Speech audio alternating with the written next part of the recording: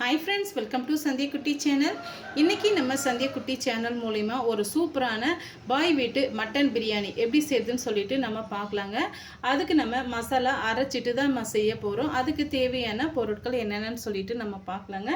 இன்றைக்கி நான் எடுத்துக்கக்கூடிய மெஷர்மெண்ட் என்னென்னு பார்த்தீங்கன்னா 1/2 கிலோ அளவுக்கு நான் மட்டன் எடுத்து நல்லா வாஷ் பண்ணிவிட்டு எடுத்து வச்சுருக்கேன். நான் சின்ன சின்ன பீஸ்களாக தான் நான் எடுத்து வச்சுருக்கேங்க.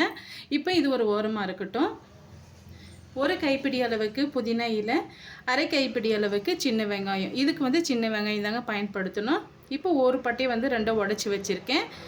4 ஏலக்காய் எடுத்து வச்சுருக்கேன். 3 கிராம்பு, 2 பச்சை மிளகாய். இப்போ இது எல்லாம் மிக்ஸி ஜாரில் சேர்த்துக்கலாம். பாருங்கள், ஜாரில் நான் சேர்த்துட்டேன். ஃபஸ்ட்டு கொரப்பாக அரைச்சி எடுத்துகிட்டு பிறகு ஒரு 2 டீஸ்பூன் அளவுக்கு தண்ணி சேர்த்து ஃபைன் பேஸ்ட்டாக அரைச்சி எடுத்துகிட்டு வந்துடலாங்க. இப்போ செய்யறதுக்காக குக்கர் ஒன்று வச்சுக்கலாங்க. இப்போ நம்ம எடுத்து வச்சுருக்கேன், வாஷ் பண்ணி வச்சுருக்கேன் மட்டன் பீஸுகளை சேர்த்து விட்டுடலாம்.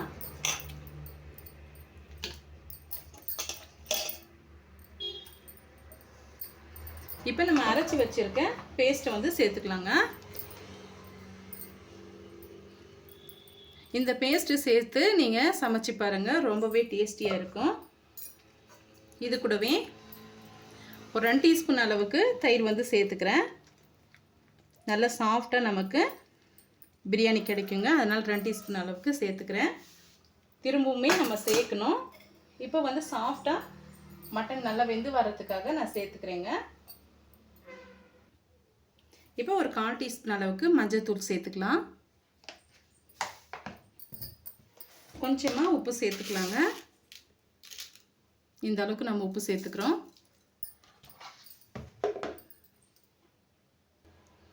இப்போ வெறும் மிளகாய் தூள் சேர்த்துக்கலாங்க. நான் 1 டீஸ்பூன் அளவுக்கு வெறும் மிளகாய் தூள் சேர்த்துக்கிறேன். இப்போ நம்ம பேஸ்ட்டை அரைச்சிட்டு எடுத்துகிட்டு வந்த மிக்ஸி சாரை அலசிட்டு தண்ணி சேர்த்துக்கலாம். இந்த மட்டன் முங்குற அளவுக்கு தண்ணி சேர்த்துக்கலாங்க. இப்போ ஒரு முறை நல்லா இது போல் மிக்ஸ் பண்ணி விட்டுக்கலாம்.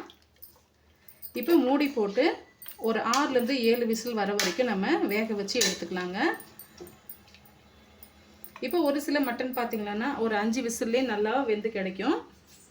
நீங்கள் எடுத்துருக்கிற மட்டன் வேகிற அளவை பொறுத்து நீங்கள் விசில் விட்டு எடுத்துக்கோங்க. இப்போ நம்ம குக்கர் மூடி போட்டு நான் 5 விசில் விட்டு எடுத்துக்க போகிறேன். முத்தின கறியாக இருந்தால் நீங்கள் 6லேருந்து ஒரு 7 விசில் விட்டு எடுத்துக்கோங்க. நம்ம வெந்து வந்த பிறகு வெந்து வந்திருக்கா இல்லைன்ட்டு நம்ம செக் பண்ணி பார்த்துட்டு பிறகு இன்னொரு விசில் விட்டு கூட நம்ம எடுத்துக்கலாம். இப்போ மூடி போட்டாச்சுங்க. நல்லா வெந்து வரட்டும். பாருங்கள், நான் மொத்தமாக 6 விசில் விட்டு எடுத்துக்கிட்டேன். 6 விசில் விட்டு எடுக்கும் போது தான் இந்த மட்டன் நல்லாவே வெந்து வந்திருக்கு. இப்போ இது இன்னொரு பவுலுக்கு நம்ம மாற்றிக்கலாம். இப்போ அதே குக்கரை வச்சுக்கிட்டுங்க. ஒரு குழிக்கரண்டி அளவுக்கு நம்ம ஆயில் சேர்த்துக்கலாம். பாருங்கள், இந்த அளவுக்கு சேர்த்துக்கிட்டால் போதும். கொஞ்சம் ரிச்சான டேஸ்ட் வரதுக்காக 1 டீஸ்பூன் அளவுக்கு நான் நெய் சேர்த்துக்கிறேன். இப்போ இது நல்லா சூடாயிட்டு வரட்டும். பாருங்கள், நம்ம சேர்த்துருக்க நெய்யும் ஆயிலும் நல்லாவே சூடாயிட்டு வந்துருச்சு. இந்த ஸ்டேஜில் ஒரு 4 பெரிய சைஸு வெங்காயம் கட் பண்ணி வச்சுருக்கேன். நீல வாக்கில் கட் பண்ணி வச்சுருக்கேன், சேர்த்துக்கலாம். இது கூடவே 2 பிரிஞ்சி இலை, 3 மராத்தி மொக்கு, ஒரு அன்னாச்சிப்பூ, கொஞ்சமாக கல்பாசி சேர்த்துக்கிறேன். இது எல்லாம் சேர்த்து ஒரு ப்ரௌனிஷாக வர்ற வரைக்கும் நம்ம வெங்காயத்தை வதக்கி எடுத்துக்கலாம். இப்போ சட்டுன்னு வதங்கி வரதுக்காக இந்த ஸ்டேஜ்லேயே நம்ம உப்பு ஆட் பண்ணிக்கலாம். ஆல்ரெடி நம்ம மட்டன் வேக வைக்கிறதுக்காக நம்ம உப்பு சேர்த்துருக்கோம். இப்போ இந்த சாதத்துக்கு தேவையான அளவுக்கு நம்ம உப்பு சேர்த்துக்கலாங்க. உப்பு சேர்த்து வதக்கும் போது சட்டுன்னு வெங்காயம் நல்லாவே வெந்து வந்துடும். பாருங்கள், இந்த அளவுக்கு நான் உப்பு சேர்த்துக்கிறேன். ஹை ஃப்ளேமில் வச்சு நல்லா வதக்கி விட்டுக்கலாம்.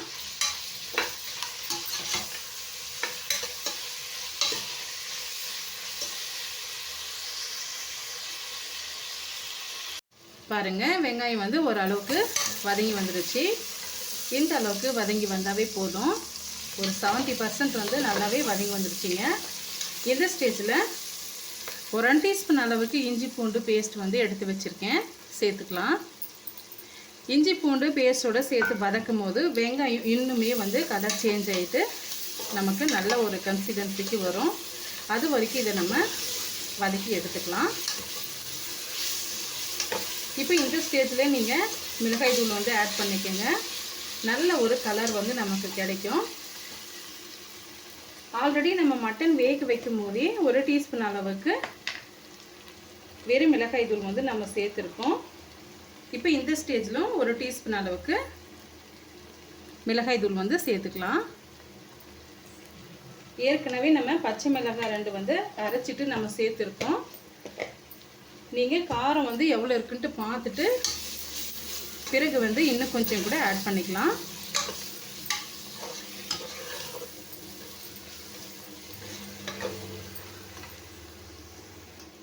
பாருங்கள், இப்போ நம்ம சேர்த்துருக்க வெங்காயம் இஞ்சி பூண்டு பேஸ்ட்டு எல்லாமே நல்லா வதங்கி வந்துருச்சு. இப்போ 2 பெரிய சைஸு தக்காளி பழம் வந்து கட் பண்ணி வச்சுருக்கேன், சேர்த்துக்கலாம். இப்போ பார்த்திங்கன்னா நம்ம பாஸ்மதி ரைஸ் வந்து எடுத்து ஒரு அரை மணி நேரம் வந்து ஒரு 3 முறை நல்லா அலசிட்டு ஊற போட்டு வச்சுருக்கேங்க. நான் எடுத்திருக்க அளவு என்னன்னு சொல்லிட்டு பார்த்திங்கன்னா 1 கிலோ அளவுக்கு நான் பாஸ்மதி ரைஸ் எடுத்து ஊற போட்டு வச்சுருக்கேன். அரை கிலோ அளவுக்கு மட்டன் எடுத்து வச்சுருக்கேன். இந்த ரேஷியோ என்னன்ட்டு பார்த்திங்கன்னா நீங்கள் விருப்பப்பட்டீங்கன்னா 1 கிலோ அளவுக்கு அரிசி 1 கிலோ அளவுக்கு மட்டன் எடுத்துக்கலாம். அப்படி இல்லைன்னா 1 கிலோ அரிசி 3/4 கிலோ மட்டனும் எடுத்துக்கலாங்க. இல்லை வந்து மட்டன் வந்து எனக்கு அவ்வளோ சாப்பிட முடியாது, சும்மா ஒரு வாசனைக்காக தான் நம்ம எடுத்துக்கிறோன்னா ஒரு அரை கிலோ அளவுக்கு நம்ம எடுத்துக்கலாம். அது நம்ம விருப்பம்தான். ஆனால் ஈக்குவலாக வந்து சேர்த்து செய்யும் போது இன்னும் வந்து டேஸ்ட்டு கூடுதலாக கிடைக்கும். இப்போ நம்ம சேர்த்துருக்கிற இந்த தக்காளி பழம் நல்லா மசிஞ்சு வரட்டும். வெங்காயம் வதங்கிறதுக்காக நம்ம ஆல்ரெடி உப்பு சேர்த்துருந்தோம். இப்போ அதோடு சேர்த்து தக்காளி சேர்த்து வதக்கும் போது சட்டுனே வதங்கி வந்துடுங்க. பாருங்கள், இந்த அளவுக்கு நல்லா வதங்கி வந்துடுச்சு. இப்போ நம்ம வேக வச்சு எடுத்து வச்சுருக்க மட்டன் பீஸுகளை ஃபஸ்ட்டு நம்ம சேர்த்து விட்டுடலாம்.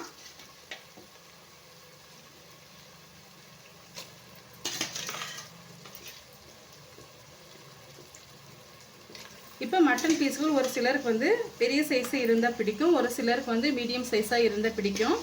நான் வந்து மீடியத்தை விட கொஞ்சம் குறைவாக வந்து நான் கட் பண்ணி எடுத்துகிட்டு வந்தேன்.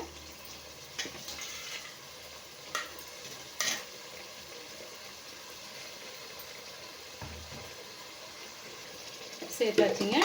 இப்போ ஆல்ரெடி நம்ம 1 டீஸ்பூன் அளவுக்கு தயிர் வந்து ஆல்ரெடி நம்ம சேர்த்துருந்தோம். இப்போ வந்து ஒரு 2 டீஸ்பூன் அளவுக்கு தயிர் வந்து ஆட் பண்ணிக்கலாம்.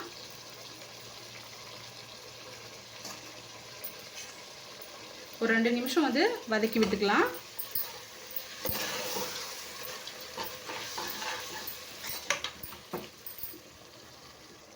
இப்போ இது கூட நம்ம ஒரு அரை லெமன் சைஸ் வந்து ஜூஸை வந்து பிழிஞ்சு விட்டுக்கலாங்க.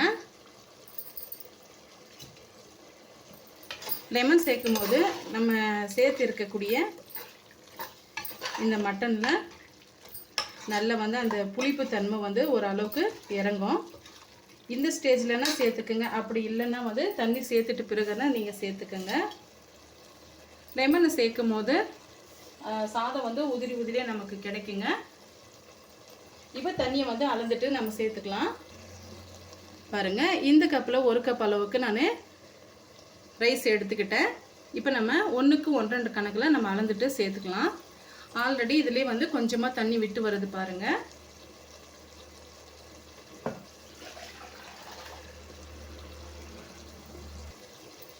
இப்போ பாருங்கள், நம்ம மட்டன் வேக வச்ச தண்ணி இருக்கு இல்லைங்களா, அந்த தண்ணியை வந்து நம்ம சேர்த்து விட்டுக்கலாம்.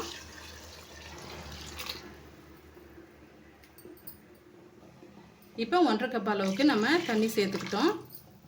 இப்போ இந்த தண்ணி வந்து நல்லா கொதிச்சு வரட்டுங்க. கொதிச்சு வந்த பிறகு நம்ம சேர்த்துருக்க காரம் உப்பு எல்லாமே வந்து கரெக்டாக இருக்கான்ட்டு பார்த்துட்டு பிறகு வந்து நம்ம ரைஸ் ஆட் பண்ணிக்கலாம். இப்போ மூடி போட்டு விட்டுடலாங்க. பாருங்கள், தண்ணி நல்லா வந்து கொதிச்சு வருது. இந்த ஸ்டேஜில் உப்பு காரம் கரெக்டாக இருக்கான்னு சொல்லிட்டு ஒரு முறை செக் பண்ணி பார்த்துக்குங்க. நான் செக் பண்ணி பார்த்துட்டேன், எனக்கு எல்லாமே வந்து கரெக்டாக இருக்குது. இப்போ நம்ம ஊற வச்சுருக்க பாஸ்மதி ரைஸை வந்து கொஞ்சம் கூட தண்ணிகள் இல்லாமல் வடிகட்டி எடுத்துக்கோங்க. நான் வந்து வடிகட்டி எடுத்துக்கிறதுனால நான் அப்படியே சேர்த்துக்கிறேன்.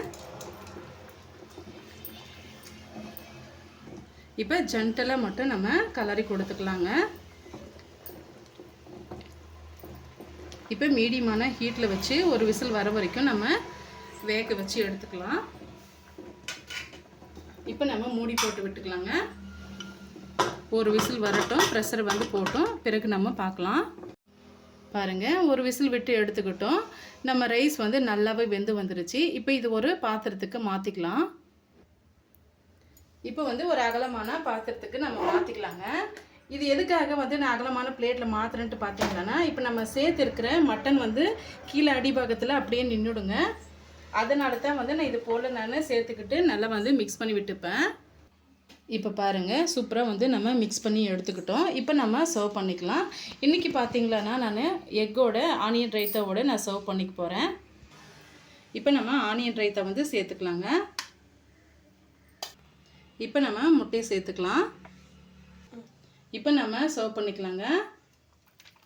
ரொம்பவே உதிரியான மட்டன் பிரியாணி ரெடி ஆகிடுச்சு. இப்போ நம்ம சொன்ன அளவுகளோடு நீங்கள் செய்து பாருங்கள். ரொம்பவே டேஸ்டியான செட்டிநாடு மட்டன் பிரியாணி வந்து ரெடி ஆகிடுச்சிங்க.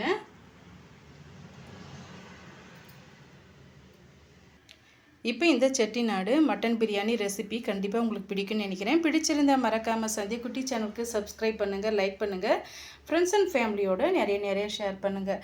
இது போல் சிம்பிளான டேஸ்டியான ரெசிபிஸ் பார்க்க நம்ம சந்தியக்குட்டி சேனலை ஃபாலோ பண்ணவும் மறந்துடாதீங்க. தேங்க்யூ ஃபார் வாட்சிங்.